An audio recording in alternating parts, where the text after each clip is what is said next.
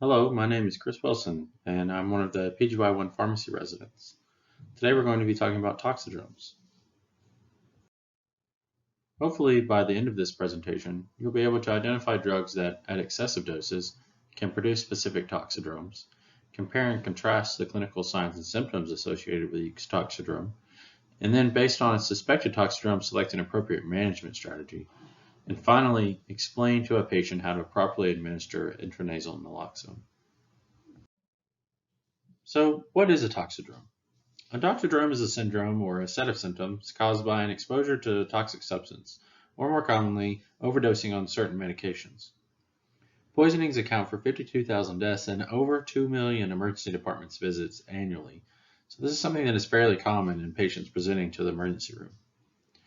The patients that are more at risk are patients in the age range of 20 and 34. Throughout this presentation, we're going to cover the most common toxidromes that you might see present to an emergency room. These are caused by anticholinergics, cholinergics, sympathomimetics, sedative hypnotics, and finally opioids. We're going to start with the anticholinergics. This is a list of the agents that are most commonly associated with anticholinergic toxidromes.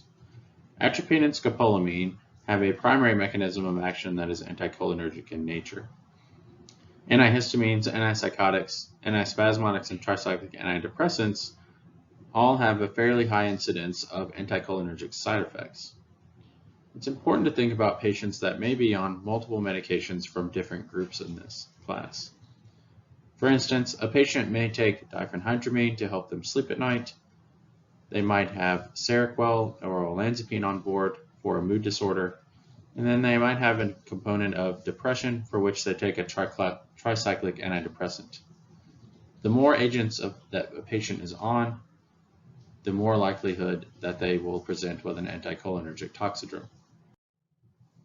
Patients presenting with an anticholinergic toxidrome can be summarized using a phrase that I heard very often when I was in school, which is blind as a bat, hot as a hare, mad as a hatter, dry as a bone, and red as a beet.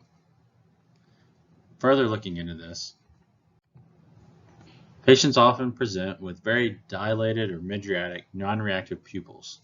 I mention this because the non-reactive pupils is an important differentiator between this toxidrome and another toxidrome that we'll talk about here in a little while. Patients will also present with hyperthermia, altered mental status, in which they're usually very agitated and they're picking at things, maybe grabbing at things that aren't there, taking off their pulse ox, taking off their gown or monitor leads. Patients will also have a very dry mouth, probably the worst cotton mouth they've ever had. They'll also be experiencing urinary retention, constipation. They're very dried out in general. Patients will be flushed and oftentimes can have a stimulus-evoked tachycardia. And what that means is when a patient is just lying there, not being touched or spoken to, then they have a regular heart rate that's in the 80s, the 90s, but then as soon as someone touches them or talks to them or does anything to them, their heart rate immediately spikes into the 120s or even higher. This is due to unopposed sympathetic system activity. Management of these patients is largely going to consist of symptomatic care. So if a patient is very agitated, a benzodiazepine could be a good choice. And if the patient is presenting with severe hyperthermia, using cooling measures or giving a patient antipyretics can be a good choice.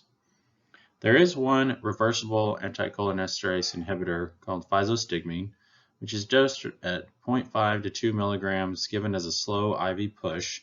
This can be used for severe symptoms, so patients that are experiencing hemodynamic compromise, or patients presenting with seizures or severe psychosis that is causing a danger to either themselves or others. Next, we will move on to the cholinergic toxidrome. The development of cholinergic toxidromes can often be associated with insecticides such as organophosphates and carbamates. It can also be associated with sarin gas. Medications known to cause cholinergic syndrome are neostigmine and pilocarpine, as well as medications used in Alzheimer's such as rivastigmine and donepezil.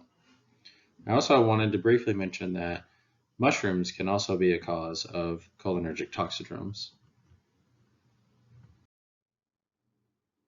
An easy way to remember the presentation associated with a cholinergic toxidrome is to remember the mnemonic sludge. This stands for salivation, lacrimation, urination, defecation, GI symptoms, and emesis. Patients can also present with what's known as the killer bees, which is bradycardia, bronchuria, and bronchospasm. These three are collectively referred to as the killer bees because they cause a patient to basically drown in their own fluid. Patients can also experience seizures and will have miotic or pinpoint pupils. Of note, the seizures are more common with organophosphate overdose or poisoning. If you think about how these patients are usually presenting, they're sweating, they're urinating, they're vomiting, they have bradycardia. Sometimes this could be considered a similar presentation as a patient with cardiogenic shock. The main differentiators are usually the defecation and also the miotic pupils without giving any opioids. These can be important differentiators between sending a patient to the cath lab and symptomatically caring for a patient with cholinergic toxidrome. Besides the symptomatic management of patients with cholinergic toxidrome, there are two agents that are used specifically to treat cholinergic toxidrome. The first is atropine, which is dosed anywhere between 1 and 6 milligrams IV. You can repeat the dose and titrate to adequate response. Atropine is a competitive acetylcholine antagonist at muscarinic receptors. However, it has no activity at the nicotinic receptor, which means that it doesn't improve the neuromuscular dysfunction that you see with patients presenting with cholinergic toxidrome. However, it does reverse the bronchuria and the bronchospasm. In order to improve the neuromuscular dysfunction associated with cholinergic toxidrome, palidoxime is used. The dose is anywhere between 1 and 2 grams as a loading dose, followed by 500 milligrams an hour, or a weight-based dose of 8 to 10 milligrams per kilogram per hour. This is used for severe intoxication of cholinergic agents. And it's recommended to wait until you have an adequate response with atropine before starting to give palidoxime. Palidoxime reactivates acetylcholinesterase, provides endogenous anticholinergic effects, and detoxifies unbound organophosphates. And this is what leads to the improvement in the neuromuscular dysfunction. Next, we will talk about the sympathomimetic toxidrome. Agents commonly associated with sympathomimetic toxidrome are cocaine, methamphetamine, amphetamines such as Adderall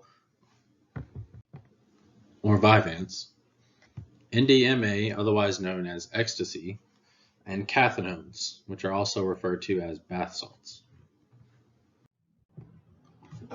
When thinking about the clinical presentation of sympathomimetic toxidromes, I encourage you to think about the normal physiologic response to a situation that invokes fight or flight.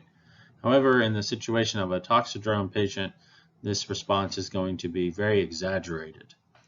Patients will present with increased blood pressure and increased heart rate, can often present with arrhythmias. They'll also present sweating profusely secondary to their hypothermia. This is caused by vasoconstriction, which reduces the ability to dissipate heat. Patients will have mydriatic reactive pupils. So the reactive pupils helps you to differentiate from an anticholinergic toxidrome and the sympathomimetic toxidrome. Patients will have psychomotor agitation as well as paranoia. So thinking back to the normal physiologic response to the fight or flight situation. There is often going to be a perceived threat, and so patients can be experiencing that if they are in a sympathomimetic toxidrome. There's also a blunted fatigue response and blunted ability to sense exhaustion, which is likely a big contributor to the development of cardiac issues such as heart failure or just overall cardiac collapse. Patients can also experience rhabdomyolysis as well as seizures. Management of these patients is largely only going to involve symptomatic control.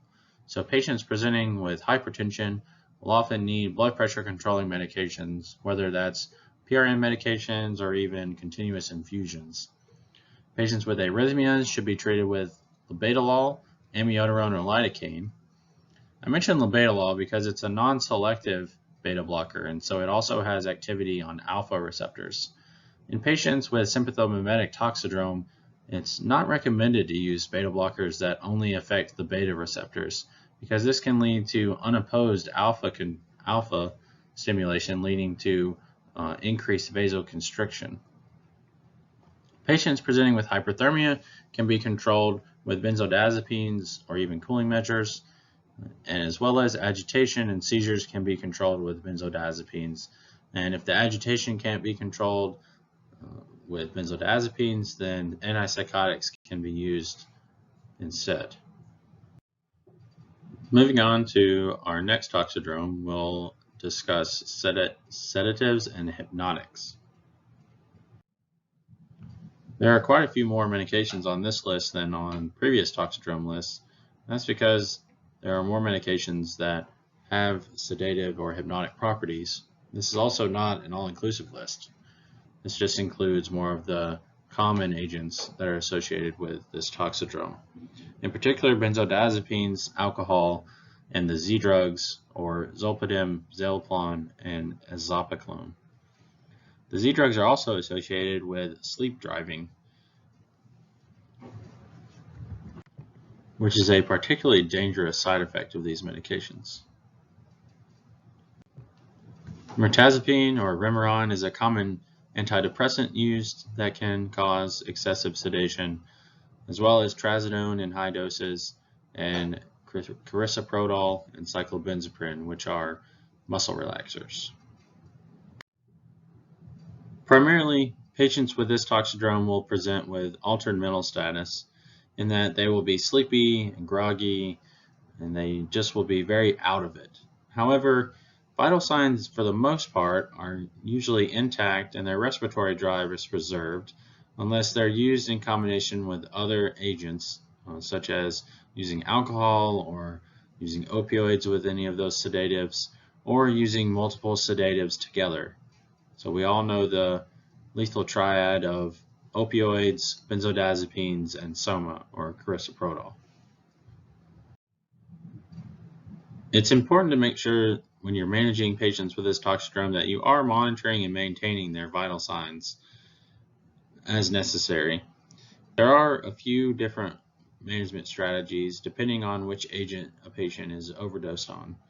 Flumazenil, for instance, is indicated for benzodiazepine reversal and is dosed at 0.2 milligrams IV given over 30 seconds. However, it's suggested to use flumazenil with extreme caution because it can cause seizures, particularly if a patient is taking benzodiazepines chronically. You'd also want to avoid giving flumazenil if a patient has a history of seizures, or if you're not sure if the sole agent that the patient has ingested is a benzodiazepine. It's not been shown to be effective in any other acute ingestion outside of benzodiazepines. There are also enhanced elimination strategies that can be used, particularly for barbiturates and alcohol.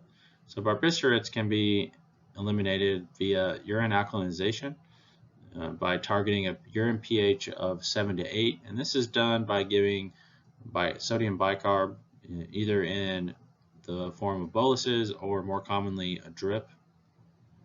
However, this is not the best way to remove barbiturates, as urine alkalization is usually very hard and often you don't reach the pH target that you're trying to hit. However, barbiturates and ethanol are both removed very effectively by hemodialysis, and so patients that are presenting with acute toxicities of these agents can be candidates for hemodialysis early in order to improve the elimination of these medications. And the last toxidrome that we're going to discuss is toxidromes involved with taking opioids.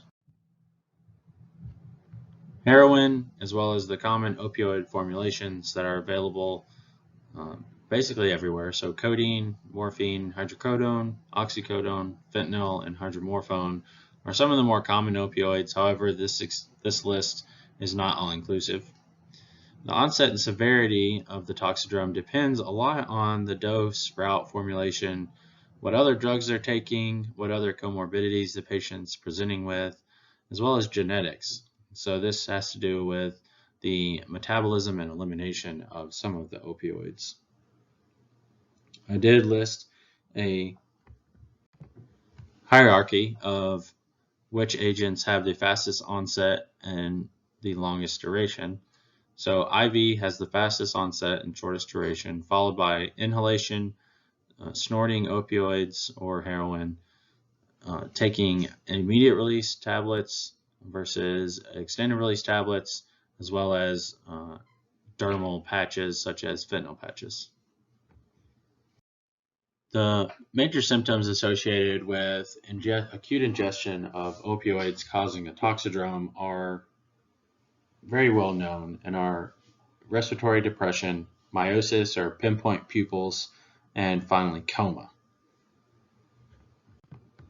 These patients will often show up to your ER and be resting with a respiratory rate of 6 and an O2 sat still in the 80 percentile range. Oftentimes when I've worked in the ERs in the past, I've seen patients that have overdosed on heroin and they just get dumped in the ER and left there. Patients can also have hypothermia, so it may be pertinent to provide symptomatic treatment in that aspect. It's also maybe pertinent to monitor liver function, as a lot of the products can contain Tylenol, and acute ingestion of too many opioids can also lead to acute Tylenol toxicities. Other side effects associated with this toxidrome are nausea and vomiting, as well as constipation that is opioid induced.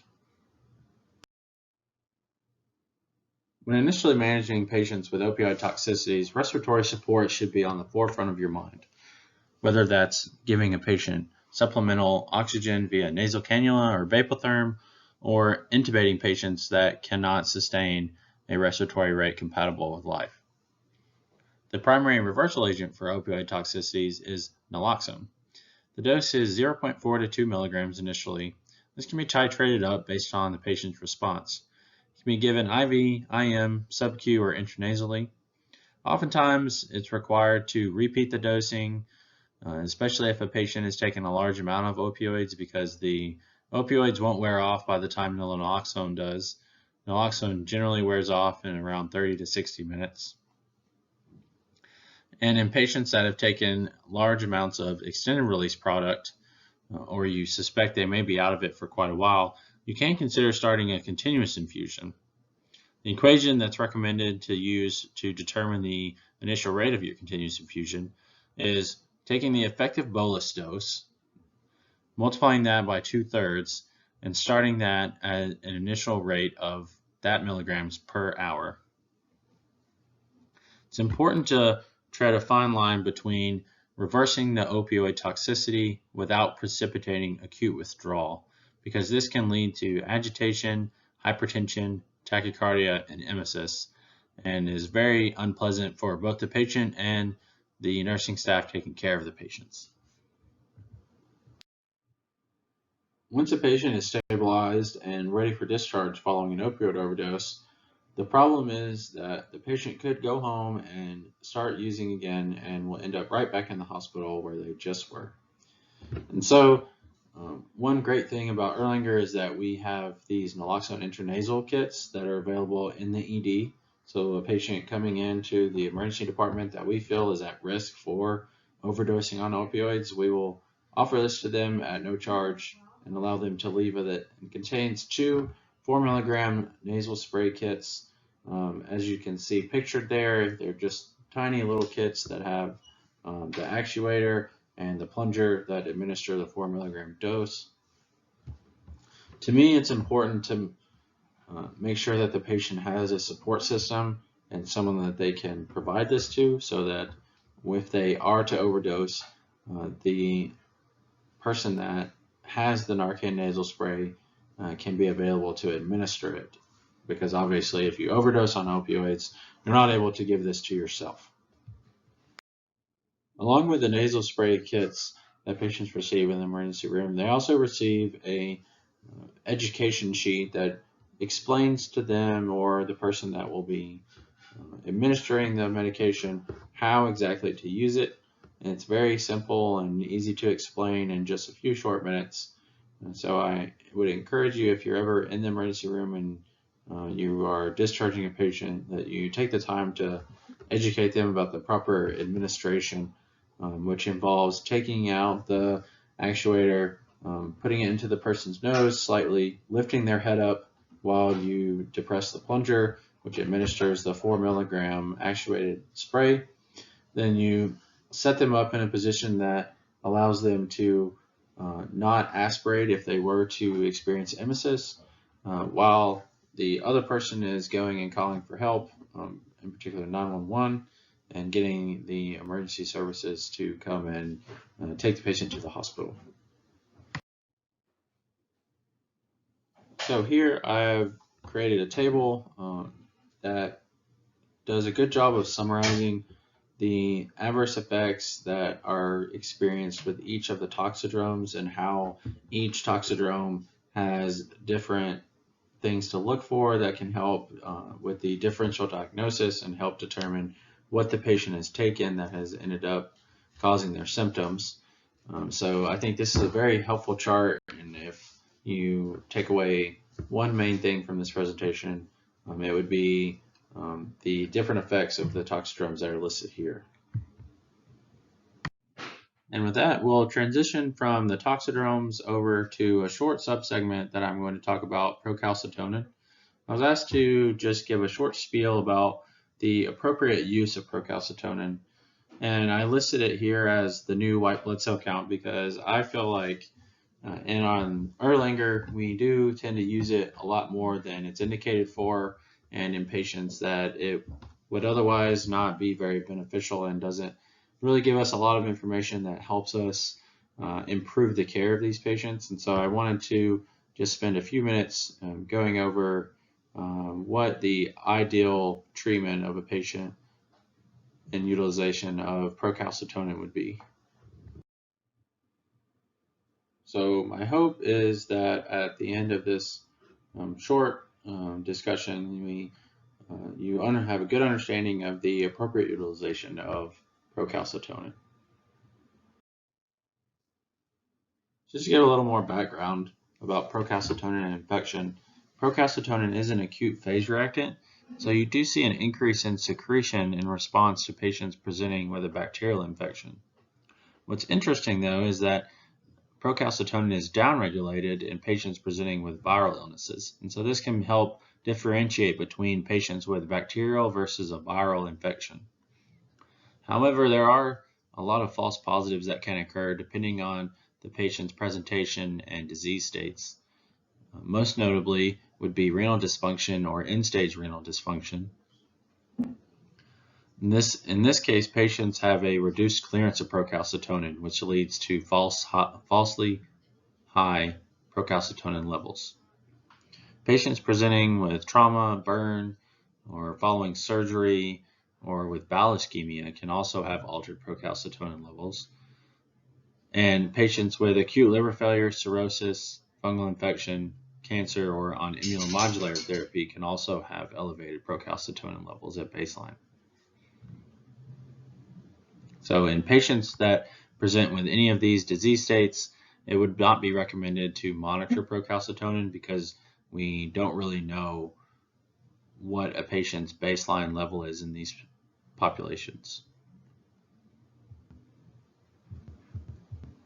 So I wanted to include the curve of serum procalcitonins over time based on a patient presenting with an infection.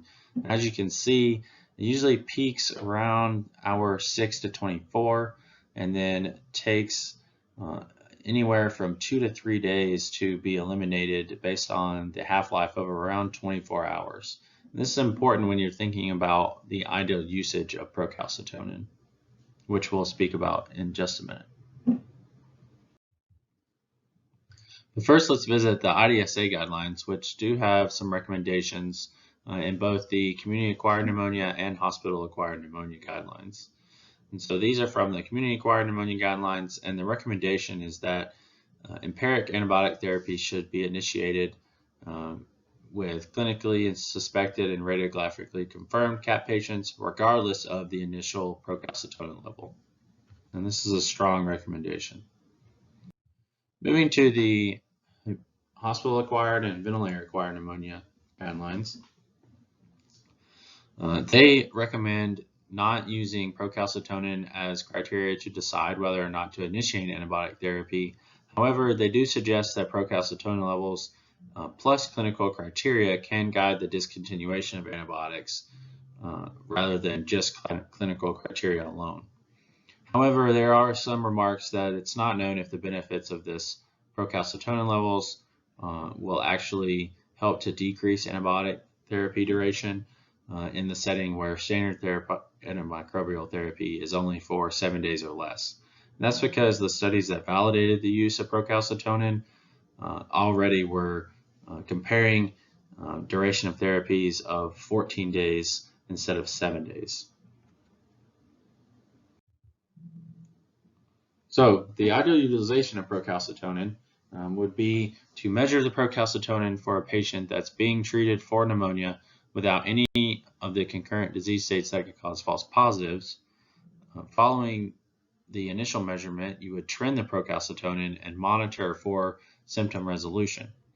Then, if the procalcitonin decreases by either greater than or equal to 80%, or if the procalcitonin level decreases to less than or equal to 0.25, and the symptoms have resolved, and that's the key point, is that the symptoms have resolved, then you can stop antibiotics. So to further illustrate this point, on day 1, you have a patient that presents with a fever, leukocytosis, shortness of breath, and a chest x-ray that's consistent with pneumonia. The procalcitonin is 1.2. We send some cultures and we start the patient on ceftriaxone and azithromycin.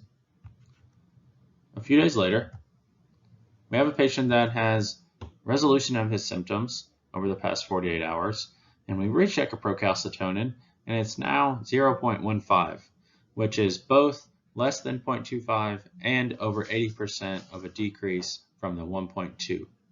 So in this case, we're able to go ahead and stop antibiotics at day 4 instead of completing the full course of therapy of 5 to 7 days. And this concludes my presentation over common toxidromes and the ideal use of procalcitonin.